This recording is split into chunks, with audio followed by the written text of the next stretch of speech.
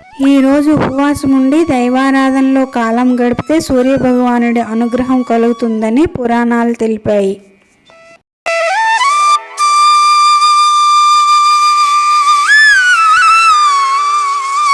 అందరికీ నమస్కారం అండి. నేను మీ జయ. యాత్రా విశేషాలకు స్వాగతం. ఈరోజు మన వీడియోలో రథసప్తమి పూజ ఏ దేవుడికి సంబంధించింది, ఈ పూజ ఎందుకు చేయాలి, అసలు రథసప్తమికి సూర్య జయంతికి సంబంధం ఏంటి అనే విషయాలను తెలుసుకుందామండి. చీకటిని తొలగించి సమస్త లోకాలకు వెలుగు నింపే సూర్యభగవానుడు ఉదయం బ్రహ్మదేవుడిగాను, మధ్యాహ్నం మహేశ్వరుడిగాను, సాయంత్రం విష్ణువుగాను త్రిమూర్తి స్వరూపుడై తెల్లని 7 గుర్రాల రథంపై శ్వేతపద్మాన్ని ధరించి దర్శనమిచ్చిన సూర్యభగవానుడు అతిథి కశ్యపులకు సంతానంగా చెబుతారు. సూర్యభగవానుడు అనంతకాలానికి అధిపతి, విశ్వానికి చైతన్యాన్ని ప్రసాదించేవాడు. మాఘమాసంలో వచ్చే శుక్లపక్ష సప్తమి రోజున రథసప్తమి పండుగ హిందువులు జరుపుకుంటారు. ఇతర మాసాల్లో వచ్చే సప్తమి తిథి కన్నా మాఘమాసంలో వచ్చే సప్తమి తిథి బాగా విశిష్టమైనది. దీన్నే రథసప్తమి అని, సూర్య జయంతి అని, మాఘ సప్తమి అని కూడా అంటారండి. ఈరోజు సూర్యోదయానికి ముందే నిద్ర లేచి స్నానం ఆచరించడం వల్ల ఎంతో పుణ్యం లభిస్తుందని పెద్దవాళ్ళు చెబుతారండి. స్నానం చేసినప్పుడు జిల్లేడాకులు, రేగాకులు, రేగిపళ్ళు నెత్తి మీద పెట్టుకొని స్నానం చేయటం ఆచారం. భూమిపైన జీవరాశులు సుభిక్షంగా ఉండగలుగుతున్నాయి అంటే అందుకు కారణం సూర్యభగవానుడే కదండి. ఈ కారణంగానే సూర్యభగవానుడిని కనిపించే దేవుడని అంటారు. హిందూ ధర్మం ప్రకారము సూర్యభగవానుడికి ఎంతో విశిష్టత ఉన్నదండి. సూర్యభగవానుడు 7 గుర్రాల రథం పైన కూర్చొని దక్షిణాయనాన్ని ముగించుకొని ఈ మాఘశుద్ధ సప్తమి నుంచి ఉత్తర దిశగా ప్రయాణం చేస్తాడని భక్తులు విశ్వసిస్తారండి. సూర్యుడి 7 గుర్రాలు 7 వారాలకి సంకేతము. ఈ 7 గుర్రాల రథంపై సూర్యభగవానుడు సవారీ చేసి మేషం నుండి మీనం వరకు 12 రాశుల్లో ప్రయాణిస్తాడట.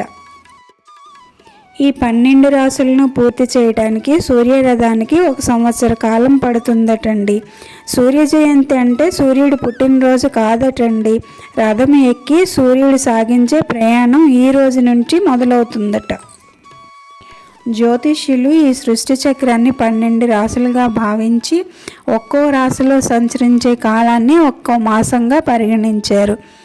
మనకి కనిపించే సూర్యుడు ఒక్కడే కానీ విశ్వంలో ఇంకా 11 మంది సూర్యులు ఉన్నట్టు పరిశోధకులు గమనించారు. కానీ మన భారతీయులు వేదకాలంలోనే ఈ ద్వాదశాదిత్యులను కనుగొన్నారు.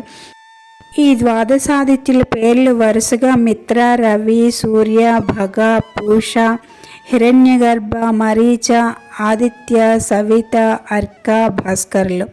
వీరే 12 మాసాలకి ఆది దేవతలు. వీరి కారణంగానే 12 రాశులు ఏర్పడ్డాయటండి. సూర్యుడు ఒక్కో మాసంలో ఒక్కో రాశిలో సంచరిస్తాడట. అయితే మాఘ అంటే పాపము లేనిదని పుణ్యాన్ని ప్రసాదించేది కాబట్టి ఈ మాసాన్ని మాఘమాసము అంటారట. నిజానికి ఉత్తరాయణ పుణ్యకాలం సంక్రాంతి నుండి ప్రారంభమైనప్పటికీ భానుడు ఈ రోజు నుంచే ఉత్తర దిక్కుగా ప్రకాశిస్తాడు. సౌర కుటుంబంలోని అన్ని ప్రాణులకు సూర్యుడే ఆత్మ కాబట్టి సూర్యోపాసన చేస్తే రోగబాధలు, రుణబాధలు, శత్రుబాధలు నశిస్తాయి.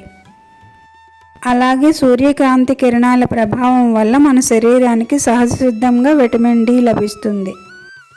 శరీరం పైన సూర్యకిరణాలు తప్పకుండా ప్రసరించాలి. అందుకే వైదిక ధర్మంలో సంధ్యావందనము, సూర్య నమస్కారాలు, ఆర్ఘ్యం ఇవ్వటము మొదలైన ప్రక్రియలన్నీ ప్రవేశపెట్టారు.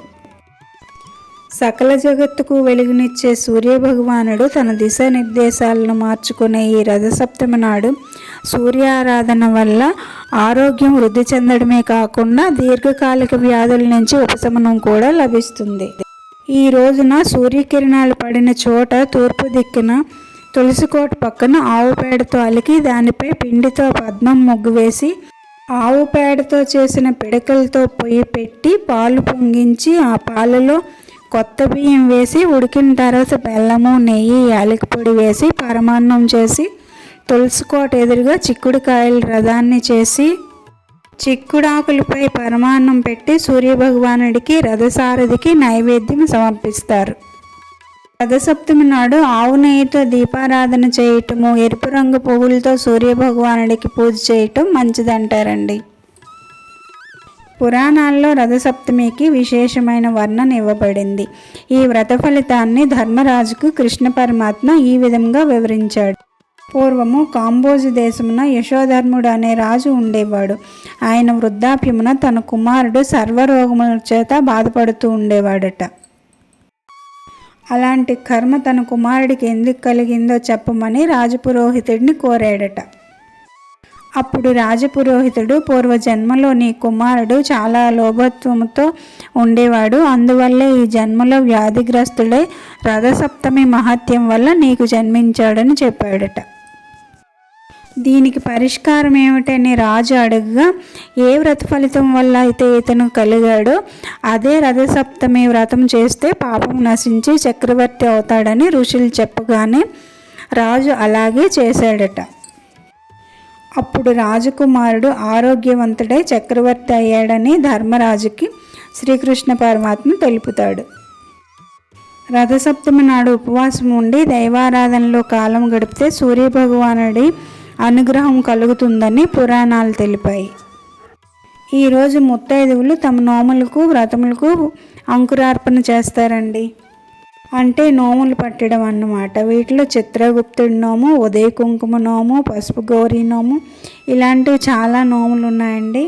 నోముల వీడియోస్ నేను అప్లోడ్ చేశానండి. కావాలంటే నా ఛానల్లోకి వెళ్ళి ప్లేలిస్ట్లో చూడండి. వీడియో ఎలా ఉందో కామెంట్ చేసి చెప్పండి. నచ్చితే లైక్ చేసి షేర్ చేయండి. ఇలాంటి ఇన్ఫర్మేటివ్ వీడియోస్ కోసం నా ఛానల్ని సబ్స్క్రైబ్ చేసుకోవడం మర్చిపోకండి. ఇంకో మంచి వీడియోతో మళ్ళీ కలుద్దాం.